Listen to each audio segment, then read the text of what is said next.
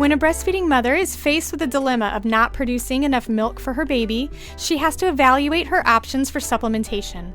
What options are out there, and what are the pros and cons for using each of these supplements?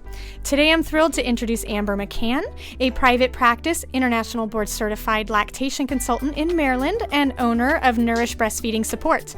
Today we are discussing supplementing options for a mother with a low milk supply. This is the Boob Group, episode 37. Breast milk, it does a baby good. Silly daddy, boobs are for babies. I make milk. What's your superpower? If my breastfeeding offends you, put a blanket over your head. Dairy diva. Don't be lactose intolerant. Nursing nature's own breast enhancement. Meals on heels. Whoever said there's no use crying over spilled milk never had to pump. Breast milk. All others are inferior. Whatever your point of view, we're here to support your breastfeeding goals. We're the Boob Group, because mothers know breast. Welcome to the Boob Group, broadcasting from the Birth Education Center of San Diego. I'm your host, Robin Kaplan. I'm also an international board-certified lactation consultant and owner of the San Diego Breastfeeding Center. At the Boob Group, we're your online support group for all things related to breastfeeding. Did you know that we have an entire panel of experts who would love to answer your breastfeeding and parenting questions? All you have to do is call our hotline at 619-866-4775 and leave a message on our voicemail. Your question will then be answered on an upcoming episode. Today, I'm joined by 4 lovely panelists in the studio. Ladies, will you please introduce yourselves? We'll start with you, Christine. I'm Christine Schubert, and I am a RN and an IBCLC. I have 3 children, ages 6, 4, and 5 months. My name's Laura De La Torre. I'm currently a stay-at-home mom to my first son, Theodore, who is 3 months old. I'm Regula Schmid. I'm a stay-at-home mom on leave from a principalship, and I'm at home with twins, Brianni and Florian, who are 7 months old, and Vivian, who is 3. I'm Elizabeth Vasimio. I am 32, and I am a part-time student getting my master's in Oriental Medicine. I have 1 child, and he is 9 months today. Oh, happy birthday to him. And we have Florian and Vaiani in the studio today, so if you happen to hear any little squeaks or beautiful noises, they are here just hanging out and nursing as we speak.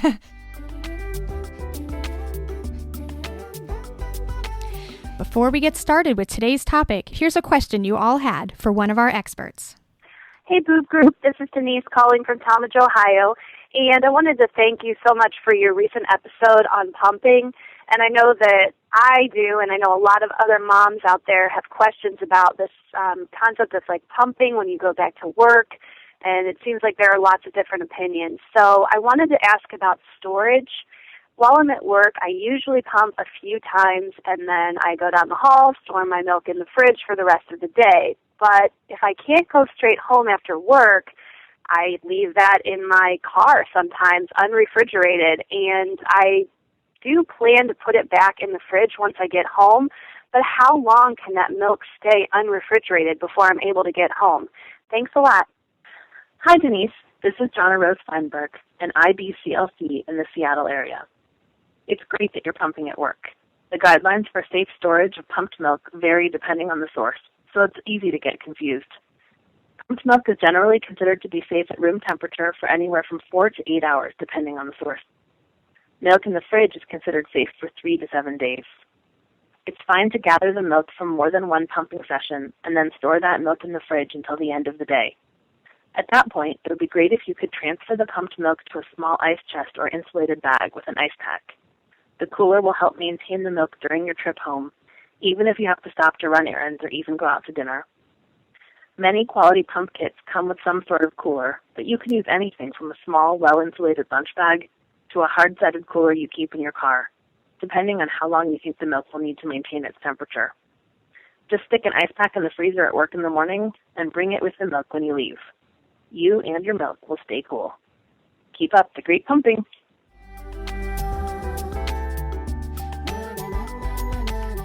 Today on the Boob Group, we're discussing supplementation options for a mother with a low milk supply.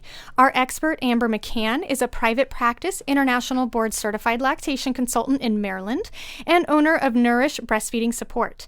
She is also the co-editor of the Lactation Matters blog, social media coordinator for Gold Conferences International, and a regular contributor to the Boob Group and a very dear friend of mine. So, Amber, thank you so much for joining us and welcome to the show. Thanks for having me. Sure. So, Amber, what options does a mother have if she is faced with the need to supplement when she is exclusively breastfeeding? And how would you rank these in order of quality for the baby? That is a really great question and one I hear from moms every single day. Often when we think about supplementing our babies, we think we only have one choice, and that is formula in a bottle. The reality is that mothers today have quite a number of choices for supplementation. The World Health Organization has a document that they call the Global Strategy for Infant and Young Child Feeding. In it, they suggest the following hierarchy of feeding options. First would obviously be milk directly from the mother's breast. If that's not possible for any number of reasons, the next best option is milk expressed from the baby's own mother's breast, either through a breast pump or through hand expression and then fed to the baby. After that, they say that milk from another mother, for example, a wet nurse, or milk that has been donated in some manner. And then finally, using some sort of breast milk substitute like formula. Now, obviously, each of these options has its advantages and different advantages to different families, but I think it's a really good place to start talking about what our options are. But I always maintain that women are uniquely equipped to determine for themselves what is the best choice for their baby and their family. So ladies, here in the panel, can you tell us what type of supplementation that you use and how you decided on that for your baby? Laura, do you mind if we start with you? Sure. I chose to use donor breast milk. And I found that through basically people that I knew, friends of friends, and also through a couple Facebook pages, Eats on Feets, and also the regular local breastfeeding support group for the area that I live in. Okay, thank you. How about you, Christine? So we started out using a little bit of milk from a good friend of mine also. She became pregnant and supply dropped dramatically, and so we went straight to pasteurized human milk from the milk bank. Okay. How about you, Elizabeth? Actually, a friend of ours wet nursed our baby a little bit, and then she donated some of her milk. And then we went to formula for a while until I found that there were more moms who were donating their extra milk, and he's basically exclusively on donor milk now. That's amazing. How about you, Regula? We went with milk bank milk at first with Vivian, and then later when we ran out of that, we bought a can of formula, which made me cry. It made Vivian cry. She spit it up a lot and made her very constipated until we found some donor milk, and that went much better. Okay. Amber, if a mom is choosing formula, how does she decide which one to buy? Great question. My go-to answer for this is always ask your doctor.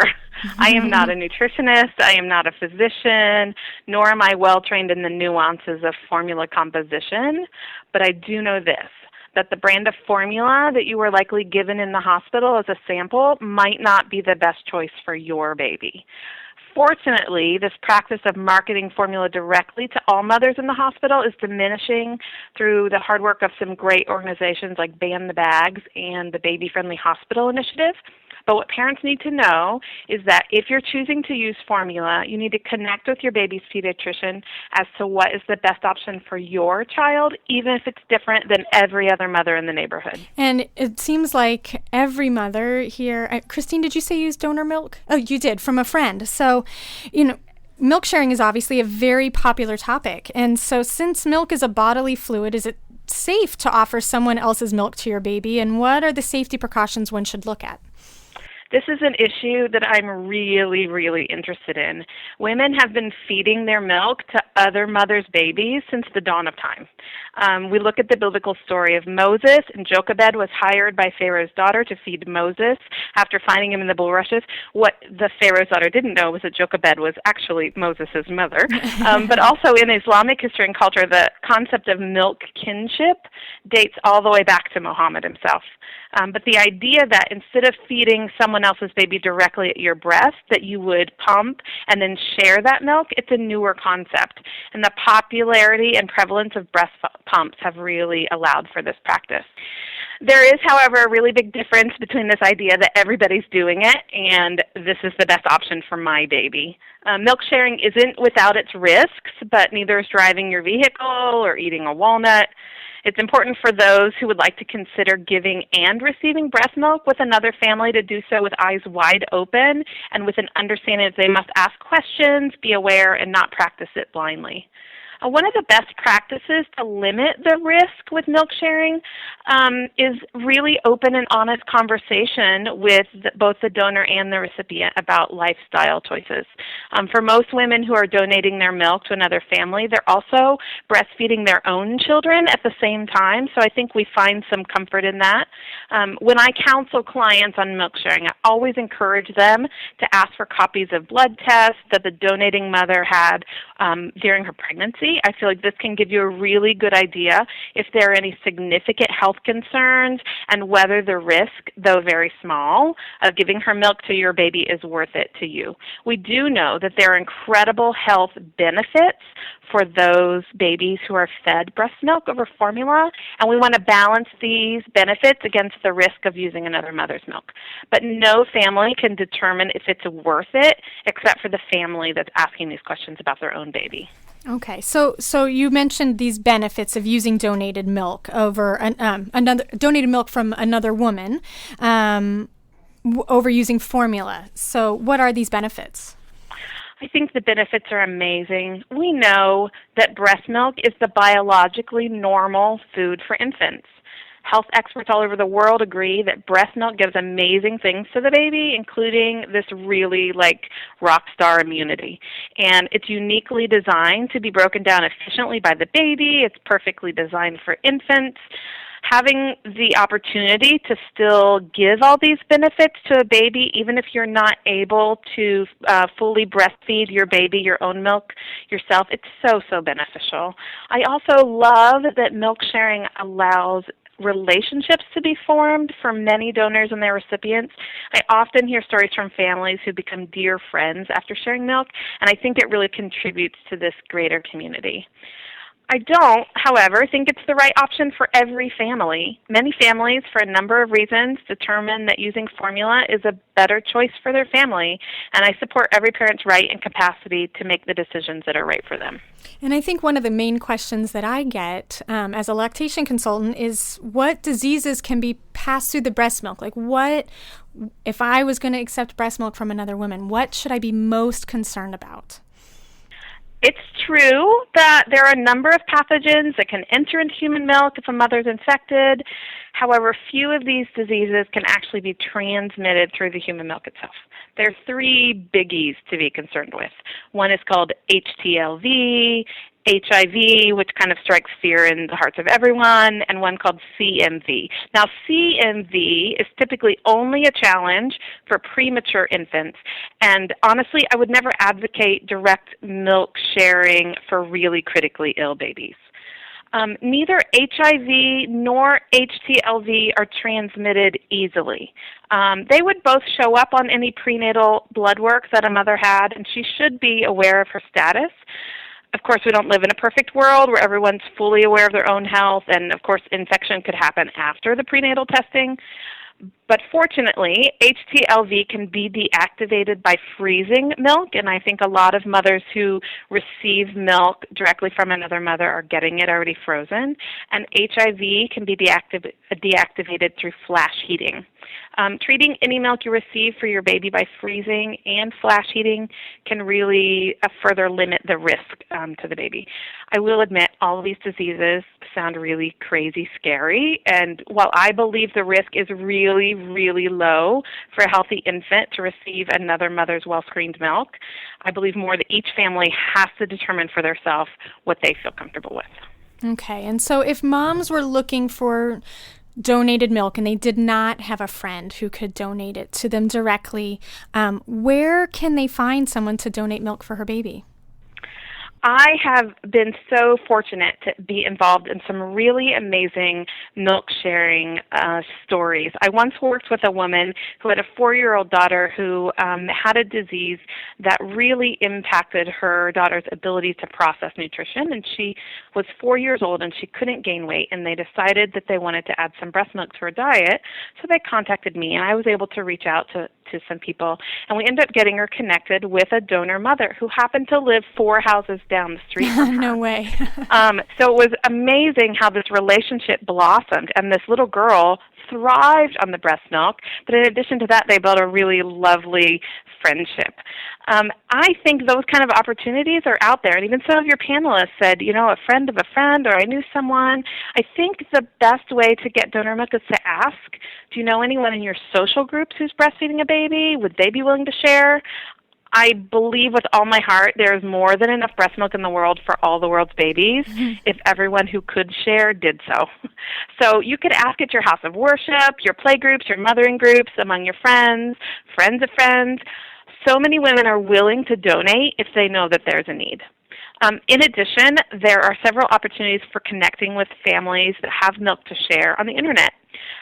People get a little freaky about, oh my goodness, I met this woman on the Internet. Like we're meeting in a dark alley somewhere and handing off the breast milk.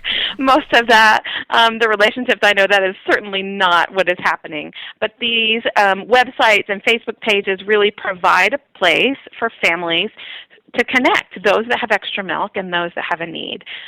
Those pages don't, though, broker the exchanges. They're only a place to connect. My favorite of all of those is an organization called Human Milk for Human Babies. They maintain a Facebook page for each state in the U.S.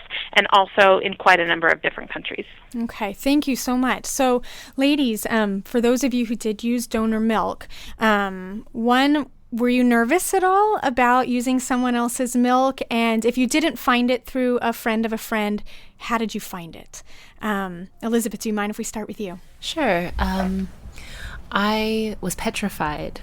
And the first time I gave the baby the milk, I was really scared. And I kind of had a conversation with myself of like, this could make him sick. Like I could be harming him. And I thought about, I really don't want to vaccinate him. And so he needs to get breast milk. What are my options? And I just decided that I was making the decision with open eyes, and I did my best to ask questions about, where the milk came from and the mother's health, and then just went on faith that it was going to be okay. And that mama gave me like 900 ounces. Oh my goodness. That was the beginning. That was the beginning. And from there, I just decided to trust, the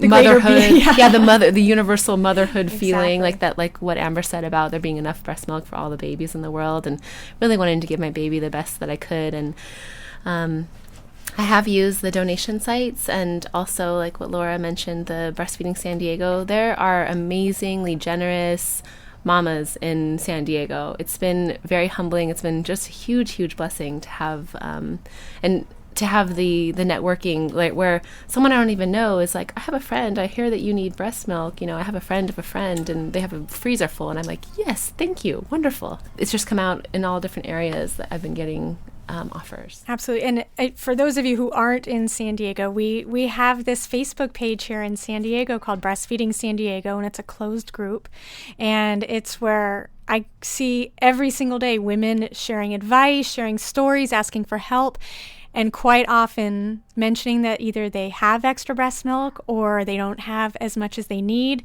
and just coming out of the woodwork. Like you said, they'll just ping someone, and next thing you know, we're connecting women all over the city. So I'm sorry if you don't live in San Diego, but that doesn't mean that maybe your city doesn't have something similar, which is really, really cool. Regula, let me hand the microphone over to you while you're nursing your kiddos. And do you mind talking about what your experience was with donor milk, and were you nervous using it? I was very nervous the very first time I used donor milk because I didn't know the person that well, although I did ask her for all of her lab results during pregnancy. But like Amber was saying, somebody could get infected after those labs were taken. But then I got a lot of donor milk through a local midwife who had known the people for a long time, the women for a long time, and had seen all of their labs over years.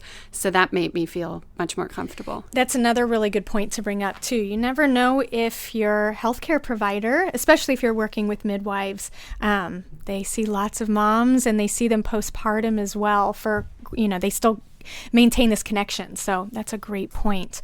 Laura, how about you? Well, I feel like I'm in the minority because I honestly had no concerns using it. We had to start using it day 2 of his life, and the person who had donated the milk, it was through also my midwife, and so she knew the person very well and had known her and trusted her, and I trusted my midwife, and my son needed the milk, and I don't remember having any concerns. That's great. How about you, Christine? Yeah, I was concerned. So using a very good friend's milk made me feel a lot better. We also, we've known the couple for a long time, and I've always felt like if you know the husband really well too, you should be pretty safe. So, and then with we switched pretty quickly to from the milk bank, and I felt very comfortable with that. And we'll be talking about milk banks in actually just a few minutes, because that's a really interesting concept of using milk that's been pasteurized as well. So, Amber, before we take our break, would you say that there are any issues that a mother should be concerned about when accepting donated breast milk for her baby? I think you've heard me say this again and again, but the question of, is this the right choice for my baby and my family? I think each family has to examine their own thoughts and concerns, ask every single question that's on their minds and hearts, and only step into this kind of relationship with a donating family when you feel really confident in that decision. Okay, well, thank you. When we come back, Amber will discuss home pasteurization and the option for purchasing breast milk from a milk bank. So we'll be right back.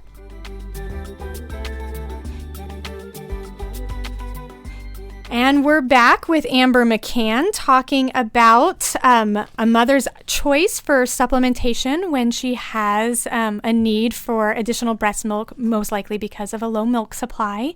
So, Amber, Diana West was on the show a few months ago talking about breastfeeding after breast reduction surgery, and she mentioned that mothers could actually pasteurize donated breast milk. And I knew that they did this for milk banks, but I had no idea that you could do home pasteurization. And so I was curious, what do you think about this, and do you think this is a good option for someone who might have those concerns about donor milk, and this might make them feel more comfortable? Well, I totally think Diana West is brilliant, and so I'm thrilled that she mentioned that option. I totally agree with her that for some moms, though not all, home pasteurization of donated milk is exactly the right choice. We don't have time in this format to get into a super technical, in-depth conversation about all the different ways that milk can be pasteurized, so we're just going to focus on what we call flash heating. And HIV is the main concern for most people who are going to choose to flash heat their milk, and it can be done really simply on the stove. There's an excellent YouTube video. It's called Flash Heating Breast Milk Kills HIV, and it's by, great name, right? Exactly. It's by the UC Berkeley School of Public Health. So we're not talking just some random people putting this video up. These are people who really have studied this. And the process involves making sure all of the utensils are clean, and then we pour the milk into a glass jar. This jar is placed in a pot with water, and then together the water and milk are heated very quickly until the water reaches a rolling boil. At that point, you remove the jar of milk and allow it to cool. It's a really low-tech method, and it's being used all over the world by HIV-positive mothers, and it can be a really effective method for mothers who are using milk sharing as well. That's so amazing. I mean, when she mentioned it, I was like, that just opened up, or at least for me, thinking about how possible it could be to include that as a possibility for moms when they know that it removes that extra stress of wondering what's being passed. Absolutely. And additionally to that, what questions should a mother ask her possible milk donor before accepting her milk? Well, I mentioned really having open and honest conversation about lifestyle is really the best way to limit your risk. And I would love if every mother considering accepting a donation of breast milk asks for a copy of the prenatal blood work from their donor. I just feel like that's a really good step for families. Some families also want to ask about additional lifestyle choices like smoking, alcohol, diet, caffeine, medication usage. There is a really excellent list of questions for donors on the website www.eatsonfeetsresources.org. It's www.eatsonfeetsresources.org. They also include a list of questions that donors can ask their recipient families, like how will my milk be used and how long do you anticipate needing donor milk? Oh, that's really interesting too. So make sure that it's actually being used appropriately. I mean, I figure if you pump that much out, you want to make sure it's going to a good cause. So. Oh, we feel really possessive of our milk sometimes. We have worked really hard and it's really valuable. And a lot of moms want to make sure that they know how their milk is being used. Absolutely. Ladies, did you find it was difficult at all to come by the donor milk that you ended up receiving? Or was it fairly easy? Laura, you're shaking your head. It was fairly easy? It was fairly easy. I just put the word out through everyone I knew and also my midwives and then Eats on Feets and then the San Diego Facebook page. Okay. How about you, Elizabeth? It became easy, but in the beginning it was difficult and stressful. And it was like a full-time job, like driving an hour to get 20 ounces. Yeah. Yes, I would do that. I was literally driving all over the county for any amount for a period of time until I was able to get a kind of a comfortable amount and not drive an hour and a half for one or two feedings. Sure. How about you, Regula? I drove all over the county too, and sometimes it was hard because donors would think, oh, they have all this milk, and it would be, like you said, it would be 20 ounces that would last a day. So it was difficult until I came across a donor who had the freezer full because she had pumped for her premature baby. And that pretty much lasted us until I was able to exclusively breastfeed. How about you, Christine? Well, it was because it was such a dear friend of mine. She actually would drive to my house and drop it off for the first few weeks and before we got the milk from the milk bank. So, yeah, it was very easy on us to stay home, and she brought it over. So that's wonderful. And that brings up a really good point. I'd like to talk a little bit about milk banks. And so, Amber, can you, there are probably many of our listeners who have never even heard of a milk bank. So what is a milk bank and where can it be found, or where can they be found? I have long said if there is one thing in the breastfeeding world that I would totally put on a cheerleading uniform and grab my pom-poms for, it is milk banking. Like, I totally believe in it and think it's one of the most powerful things we have going for us. In the United States, we're fortunate to have a number of milk banks associated with an organization called the Human Milk Banking Association of North America. I mean, seriously, these milk banks save babies' lives every day. They receive donations from mothers. They process the milk through pasteurization, and they distribute it to really critically ill babies all over the country. These banks have been in the news quite a bit lately, and they're desperately in need of donations. If you are a mother who has milk to donate, please, please, please, please, please consider whether donating to a milk bank is the right option for your family. They primarily serve very, very sick babies who are in the NICU and who are taking tiny quantities of milk at each feeding. A little goes a really long way with these babies, and a donation can have a really significant impact. The babies who typically receive milk from the milk banks, though, are very different than the babies who typically receive milk through direct milk sharing like we've been talking about. But both of these methods of getting milk to babies is really important. While the vast majority of milk from Milk Bank goes directly to babies in the hospital, there is a small amount that can be available to healthy babies for a fee. This fee is typically a couple dollars an ounce, but that can add up really quickly when you consider the amount of milk that's required by a baby every day. It feels really expensive, but this fee is very reasonable when you consider the level of testing and processing that a milk bank has to do for the milk. One of my very favorites, Neil Patrick Harris, spoke about this while he was on the Late Late Show with Craig Ferguson a couple years ago. He and his partner had twins, and they were purchasing milk from a milk bank for their babies. Some parents also can receive milk from a milk bank with a prescription from their doctor, and that milk might actually be covered by insurance. But in keeping with the mission of the milk banks, babies who are in critical health are always going to be the highest priority for them. Okay. And is the milk purchased from a milk bank safer than milk from a donor? I really think safer is a bit relative. Safer for a baby who has health challenges, is premature, who has a life-threatening illness? Absolutely. Is it safer for a full-term, healthy, robust infant? Maybe and maybe not. Milk banks have a process for testing and processing milk that eliminates things that could have a really negative impact on the health of a critical little one, and this is so, so, so important for those babies. But I liken it to this. If you had a dear friend who recently had an organ transplant, you would do everything in your power to visit them in as healthy a manner as possible. You would scrub your arms and your hands. You'd wear a mask. But if that same friend had just gone through a healthy event like the birth of a baby, you'd probably just wash your hands. So I think different circumstances require different levels of caution. Okay.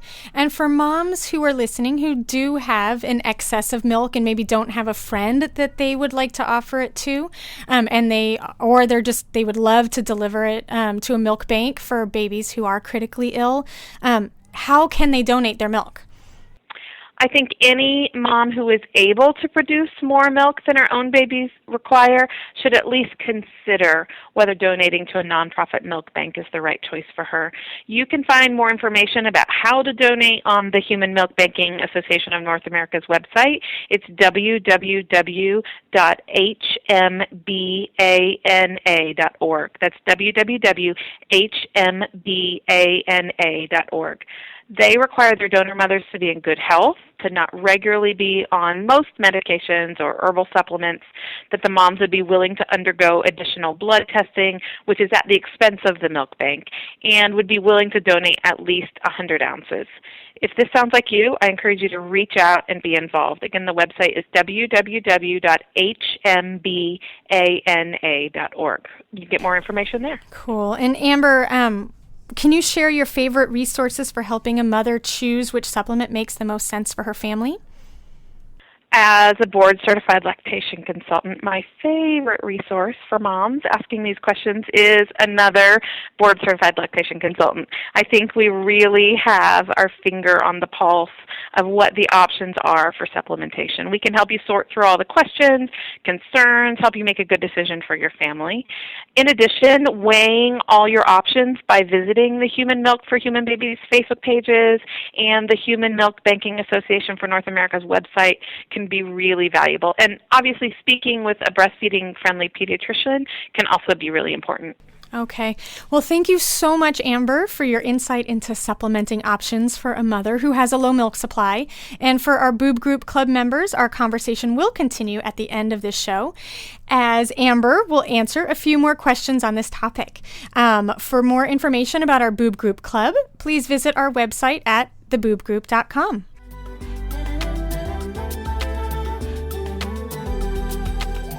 Before we end our show today, here's Lara Audello sharing tips on how to avoid societal booby traps. Hi, Boob Group listeners. I'm Lara Audello, a certified lactation educator, the retail marketing manager at Best for Babes, and owner of Mama Peer Designs.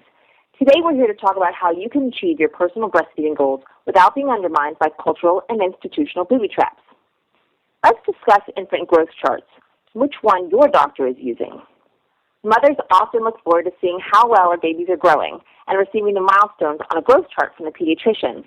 But what you may not have ever thought about is how do these growth charts develop the numbers that your baby is being measured against?